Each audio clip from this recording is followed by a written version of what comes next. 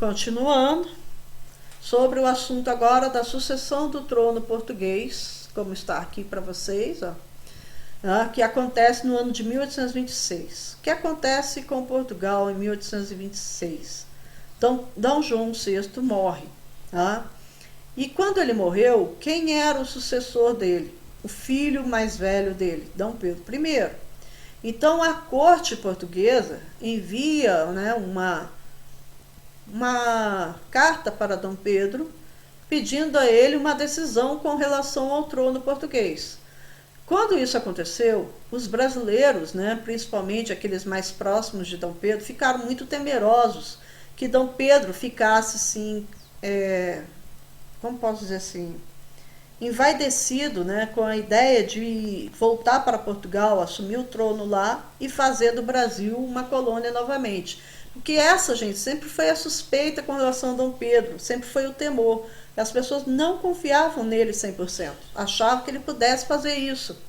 E aí, diante dessa situação, os brasileiros começaram a pressionar Dom Pedro para ele tomar uma atitude. Se voltar, vai perder o trono aqui e a gente vai se separar, vai se romper com Portugal. Aí Dom Pedro fala o seguinte, vocês não precisam ficar em pânico, apavorados, eu sou imperador do Brasil, eu não vou voltar para Portugal. E ele renunciou ao trono português, ele envia uma carta, mas não é uma renúncia comum, ele renuncia ao trono português em favor da filha dele, que na época era uma garota, acho que de uns 8, 9 anos de idade, Dona Maria, E só que por ela ser menor de idade, ser uma garotinha, ela não teria menor condições de assumir o trono português de imediato. Então ele faz um acordo com o irmão dele mais novo, que estava em Portugal, foi embora com Dom João, que era Dom Miguel.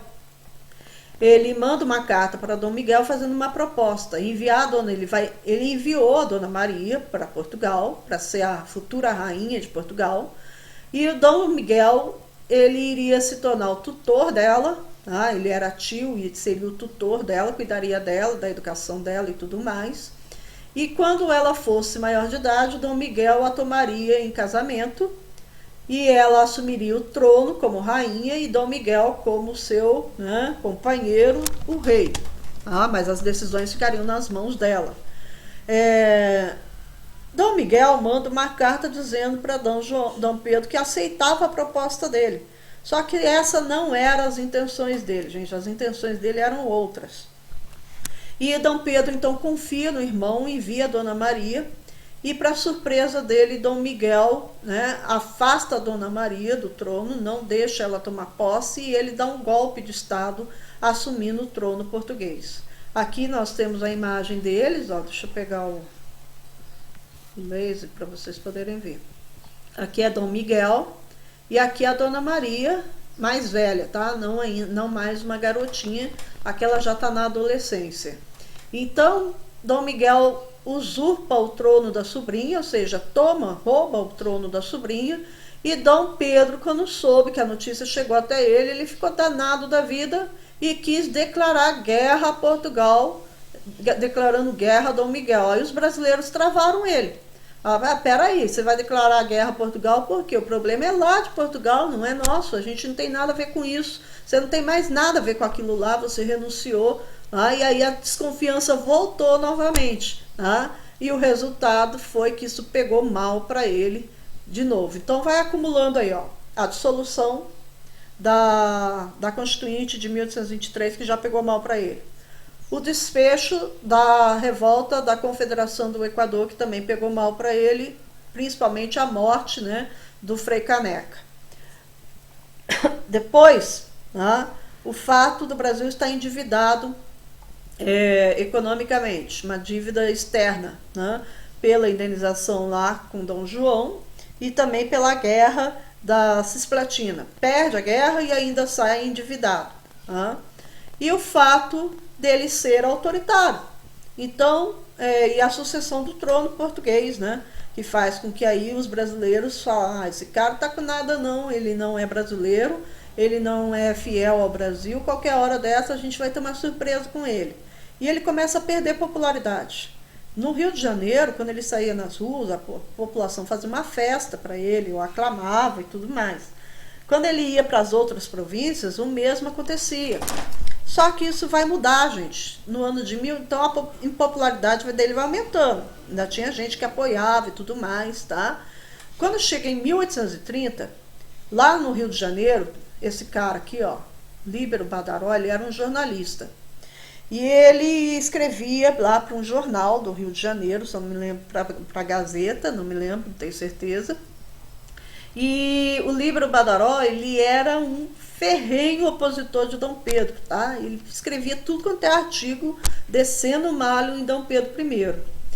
Até que chega um dia que esse cara acaba sendo assassinado no Rio de Janeiro. E como ele era, como jornalista, o maior opositor de Dom Pedro I, e ele é assassinado, a primeira coisa que vem na cabeça dos brasileiros, quem mandou matar o Líbero Badaró foi Dom Pedro I. Então as suspeitas recaíram todas sobre Dom Pedro. Nunca foi provado isso, tá, gente? Mas as suspeitas recaíram sobre ele e a população começou a falar sobre isso. Começou com burburinhos e logo estavam falando às claras nas ruas que Dom Pedro I tinha mandado assassinar o Líbero Badaró. O clima no Rio de Janeiro ficou insustentável, ficou muito pesado. As críticas passaram a ser diárias. E ele então resolve ir para Minas Gerais tirar uns dias de paz, de sossego, né? Quem sabe lá em Minas Gerais o povo receberia melhor. Ele vai para Minas Gerais e, como eu falei, era uma prática da população receber muito bem, com bandeiras, com bandas de música. Mas quando ele chega em Minas Gerais, a notícia já tinha chegado até lá, e quando ele chega lá, o povo não foi para as ruas recebê-lo, tá? Não colocaram bandeiras nas janelas, nas portas das casas, não tinha banda de música para recebê-lo, a não ser ele vai ser muito bem recebido por aquele pessoal que era, né, tinha nele uma amizade, que o conhecia e tudo mais, e que o recebia sempre. Então ele fica ali em Minas Gerais alguns dias, diz que ele provavelmente entrou em depressão, ficou muito, muito triste com toda aquela situação. E a situação dele ser recebido daquela forma também pegou muito mal para ele. Né? E ele então fica uns dias ali e depois resolve voltar para o Rio de Janeiro. Aí chega a notícia que ele estaria retornando para o Rio de Janeiro, que ele chegaria em determinado dia. Aí os portugueses, que eram aliados de Dom Pedro, resolveram fazer uma festa para ele. Uma festa nas ruas, com banda de música, né, com bandeiras, com gritos, homenageando ele e tudo mais, com banquete também, tá? Lá no palácio. Quando os brasileiros ficaram sabendo disso, os brasileiros falaram assim, vocês não vão fazer festa nenhuma, a palhaçada é essa, o cara vem aqui, manda matar o Líbero Badaró, né? E ninguém tinha prova, tá? Mas era o que ocorreu. Aí no dia que ele vai chegar, né, os portugueses estão lá nas ruas começando a comemorar, fazer uma festa. Os brasileiros aparecem, não era todo brasileiro, gente, eram grupos, tá? Que eram contrários. Tipo torcida do Flamengo com do Vasco, ou torcida do São Paulo com do Palmeiras, etc. E aí forma aqueles grupos e eles vão para as ruas, os brasileiros vão com pedras, paus, garrafas, o que tivesse na mão, e começam a atacar os portugueses. Aí vira uma pancadaria generalizada, que vai virar à noite, assim, são dias desse jeito, são 2 a 3 dias de pancadaria, que é chamado esse episódio de A Noite das Garrafadas, porque inicia durante uma noite, passa a noite toda, a madrugada inteira, nessa pancadaria generalizada. E o Dom Pedro, ele chega, né, ele tinha acabado de chegar no Rio e ele vê essa cena. E ele fica ainda pior do que ele estava, tá? Aquilo que os portugueses tinham planejado, o tiro saiu pela culatra, né? E o resultado foi terrível. Aí Dom Pedro fala assim, vou tentar acalmar, isso já era o ano de 1831, vou tentar acalmar o povão. Né? Então, o que o povão estava aclamando nas ruas?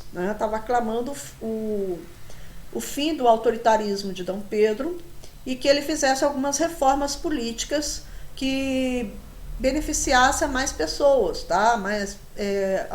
Maiores grupos políticos no Brasil. E que eles falavam o seguinte, o seu ministério é formado só de portugueses, isso não está certo, nós somos brasileiros. Aí o Dom Pedro falou assim, então vamos fazer o seguinte, eu vou demitir todo o pessoal, todos os meus ministros, e vou formar um novo ministério. Aí ele foi lá, demitiu todos os ministros dele que eram portugueses e formou um novo ministério, que foi o Ministério dos Marqueses, tá? Que era um ministério da cupincha deles lá. Tá? Então era o pessoal que recebeu o título de nobreza e que fazia exatamente o que Dom Pedro queria. Isso não agradou o povo, muito pelo contrário, tá? Fez o povo ficar ainda mais revoltado com ele. Tá tirando com a nossa cara, tá colocando só gente que aplaude o que você faz, né? Tira os portugueses, mas mantém aí os puxa-saco, não adianta nada. Aí o Dom Pedro foi lá, demitiu os marqueses, convocou um ministério só de brasileiros, que a coisa já tinha entornado. Ele não conseguiu reverter essa situação de crise política no Rio de Janeiro, e ele não aguentando a pressão, provavelmente também já doente, ele acaba renunciando, ele pega todo mundo de surpresa, era abril de 1831, ele acaba renunciando ao trono brasileiro. Tá? E aí ele renuncia e 2, 3 dias depois ele vai embora do Brasil, ele volta para Portugal, e lá em Portugal ele entra em guerra contra o irmão dele, Dom Miguel, que ficou com um espinho atravessado na garganta dele, ele não engoliu aquilo, e lá ele vai terminar a vida dele em 1834, provavelmente com tuberculose. Agora tem um detalhe, gente, ele renunciou, é a abdicação dele, quando ele renunciou em favor do filho dele. Como a monarquia era hereditária, ele pensou então no filho dar continuidade ao governo. Só que também Dom Pedro II, que era até mais novo que Dona Maria, ele tinha só 5 anos de idade, então totalmente improvável que ele governasse o Brasil nesse período. Então, como ele estava impossibilitado por causa da idade de governar, a Constituição do Brasil previa, né, se Dom Pedro não pudesse mais governar e o Dom Pedro II fosse menor de idade, deveria se assumir uma regência trina até que Dom Pedro fosse maior de idade para que ele pudesse governar, ok? Aí começa o que nós chamamos no Brasil de período regencial. E é assim que termina o governo de Dom Pedro I aqui no Brasil, de forma trágica, pegando os brasileiros. Por que pegou os brasileiros de surpresa? Porque os brasileiros, gente, queriam reformas políticas. Não queriam que ele saísse do trono, que ele deixasse de governar. Inclusive os políticos, né? Então, quando ele renuncia, é visto o ato dele como radical, porque as pessoas não estavam pedindo a renúncia dele, estavam pedindo que ele moderasse o poder dele, que ele deixasse de ser tão autoritário. E aí, se ele deixasse isso de lado e ele tivesse dado continuidade ao governo, ele conseguiria conter a crise política e conseguiria avançar nas reformas que seriam necessárias para acalmar o povo. Tá bom?